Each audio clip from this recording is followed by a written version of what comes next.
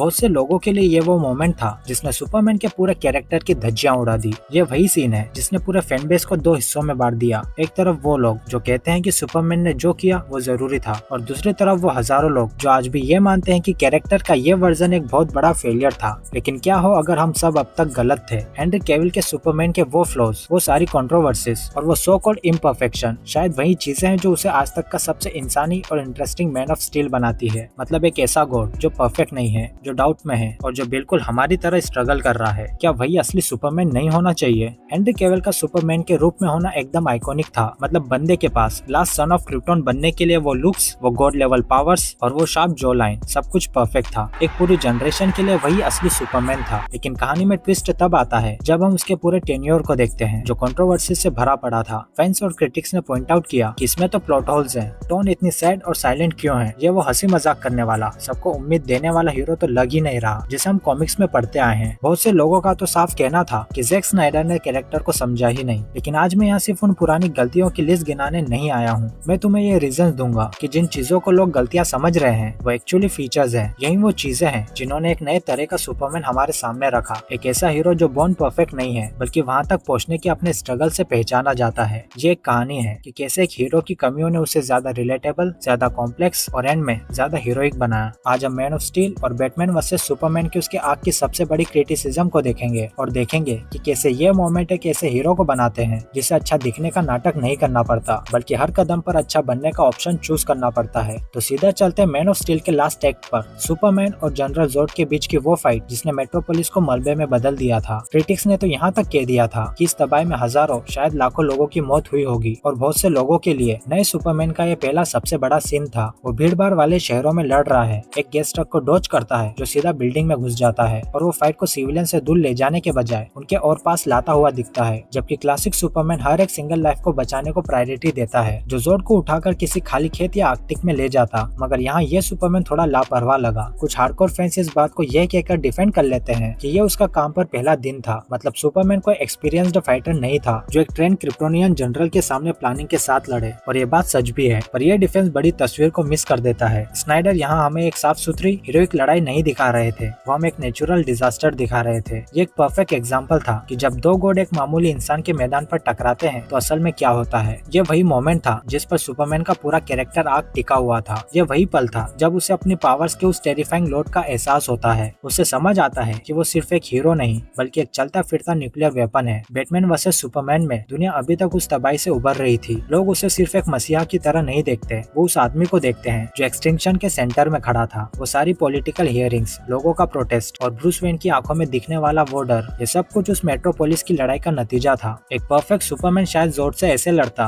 कि खिड़की तक का कांच ना टूटे, लेकिन हेनरी कैविल का सुपरमैन परफेक्ट पैदा नहीं हुआ था, वो सिर्फ पावरफुल पैदा हुआ था। और उसकी पूरी जर्नी यही सीखने में निकल गई कि उन पावर्स को समझदारी से कैसे यूज करना है। अब ये बात हमें ले आती है उस सबसे बड़े और कंट्रोवर्शियल पॉइंट पर जिसने पूरी दुनिया के डीसी फैंस को दो हिस्सों में बांट दिया, द नेक्स्ट स्नैप। जनरल जोर्ड के साथ फाइट अपने आखिरी मोड़ पर थी और जोर्ड ने ठान लिया था कि वो सब कुछ खत्म कर देगा। तब सुपरमैन के सामने एक ऐसी सिचुएशन आती है जहाँ एक तरफ मासूम परिवार की जान थी और दूसरी तरफ उसका अपना उसूल। तब सुपरमैन ने वो किया जो किसी ने सपने में भी नहीं सोचा था। उसने जोर्ड की गर्दन तोड़ दी, उसे मार डाला। बहुत से लोगों के लिए ये मोमेंट सुपरमैन के सबसे बड़े रूल के साथ एक धोखा था, क्योंकि हम बचपन से जानते हैं Superman does not kill. Critics ने यहाँ तक लॉजिक दे दिया कि उसके पास सुपर स्पीड थी, वो चाहता तो जोर्ड की आंखें ढक देता या उस फैमिली को वहाँ से हटाकर किसी सेफ जगह ले जाता। लोगों ने कहा कि ये राइटर और डायरेक्टर की इमेजिनेशन की कमी थी और रिपोर्ट्स के मुताबिक फिल्म की ओरिजिनल स्क्रिप्ट में सुपरमैन जोर्ड को वापस फैंटम जोन भेजने वाला था, लेकिन डायरेक्टर जैक स्नाइडर ने इसे जानबूझकर बदल दिया। पर क्यों?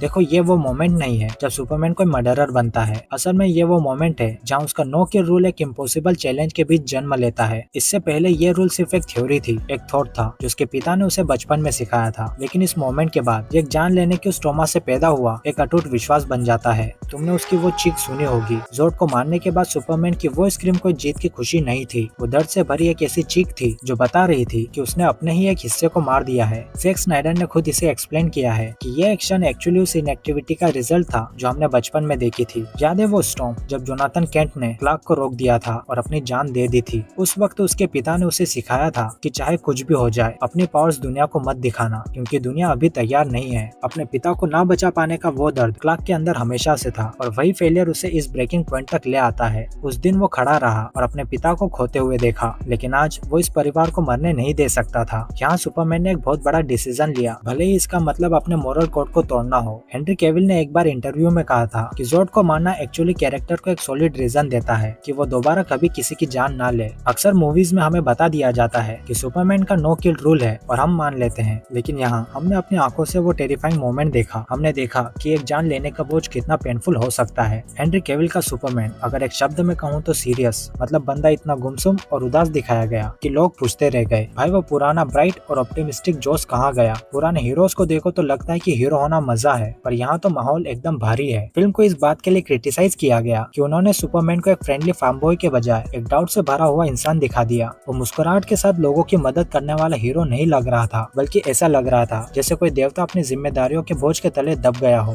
लेकिन क्या ये कैरेक्टर का गलत इंटरप्रिटेशन था, या फिर ये उन सारी चीजों का एक लॉजिकल और इमोशनल नतीजा था जो क्लार्क के साथ हुई थी। मतलब वो गुमसुम कैसे ना हो, उसके कंधों पर मेट्रोपोलिस की उस टेरिफाइंग डिस्ट्रक्शन का बोझ है। वो एक ऐसा हीरो है जिसने अपने करियर की शुरुआत ही अपने होम प्लेनेट के आखिरी बचे हुए शख्स को मार कर की। उसने अपने ही लोगों को खत्म कर दिया ताकि हमें बचा सके, और फिर वो रह कहाँ रहा था, एक ऐसी दुनिया में जो उससे डरती है, उस पर केस चलाती है और उसके होने पर ही सवाल उठाती है। यही बैटमैन वर्सेस सुपरमैन की पूरी फाउंडेशन थी। हेनरी कैविल ने खुद बताया है कि उन्होंने अपने लाइफ के आउटसाइडर वाले एक्सपीरियंस को इस कैरेक्टर में झोंक दिया था। एक ऐसा एलियन जो दिखता तो हमारे जैसा है, लेकिन अंदर ही अंदर जानता है कि वो फंडामेंटली एकदम अलग है। वो अभी भी सीख रहा है, दुनिया को ऑब्जर्व कर रहा है और बस अपनी एक जगह बनाने की कोशिश कर रहा है। लोग कहते हैं कि वो शांत है और उसका सफर सेल्फ डिस्कवरी का है। वो कोई गॉड बनने की कोशिश नहीं कर रहा, वो बस ये समझने की कोशिश कर रहा है कि इस अनजान दुनिया में उसकी असली वैल्यू क्या है। अब बात करते हैं उस सीन की जब बैटमैन सुपरमैन को जान से मारने वाला होता है, लेकिन सिर्फ इसलिए रुक जाता है क्योंकि उनकी माओ का नाम एक ही था। क्रिटिक्स कहते हैं कि ये तो बैड राइटिंग का एग्जाम्पल है। उनका लॉजिक सही भी है। क्लार्क जैसा बंदा शायद सिर्फ माँ कहता, सेव मारता नहीं। लेकिन जैक स्नाइडर और इस फिल्म के फैंस के डिफेंस सुनो, उनके लिए ये सिर्फ एक नाम नहीं था, यह वो झटका था जिसने बैटमैन की आंखें खोल दी थी। बैटमैन उसे अब तक सिर्फ एक एलियन समझ रहा था, लेकिन उस एक मोमेंट में उसे एहसास हुआ कि एलियन की भी एक माँ है जिसे वो प्यार करता है। और सबसे बड़ी बात, सुपरमैन अपनी जान की भीख नहीं मांग रहा था, वो उसकी जान बचाने को कह रहा था। उस पल में ब्रूस वेन को क्लार्क के अंदर अपनी परछाई नजर आती है। उसे एहसास हुआ कि वो खुद वही कातिल बन गया है जिसने सालों पहले उसके माँ बाप को मारा था। माना कि इसका एग्जीक्यूशन थोड़ा अजीब या क्रिंज लग सकता है, लेकिन इसका मकसद एकदम क्लियर था, बैटमैन के उस गुस्से को तोड़ना और सुपरमैन की इंसानियत का सबसे बड़ा सबूत देना। तो हेनरी कैविल के सुपरमैन में जो कमियां दिखती हैं, वो कोई फेल इंटरप्रिटेशन नहीं है। असल में वही चीजें कॉम्प्लेक्स और मॉडर्न हीरो के बिल्डिंग ब्लॉक्स हैं। उसकी पहली लड़ाई में जो तबाही हुई, उसने उसे सिखाया कि इतनी बड़ी पावर्स के साथ कितनी बड़ी जिम्मेदारी आती है। उसने हमें दिखाया कि हीरो बनना कोई आसान काम नहीं है, बल्कि ये रोजाना अपने अंदर के अंधेरे से लड़ने का नाम है। तो अगली बार जब कोई कहे कि हेनरी कैविल का सुपरमैन बहुत सीरियस था, तो उसे ये वीडियो दिखा देना और कहना, भाई हीरो बनने के लिए सिर्फ उड़ना नहीं, गिर कर उठना भी पड़ता है।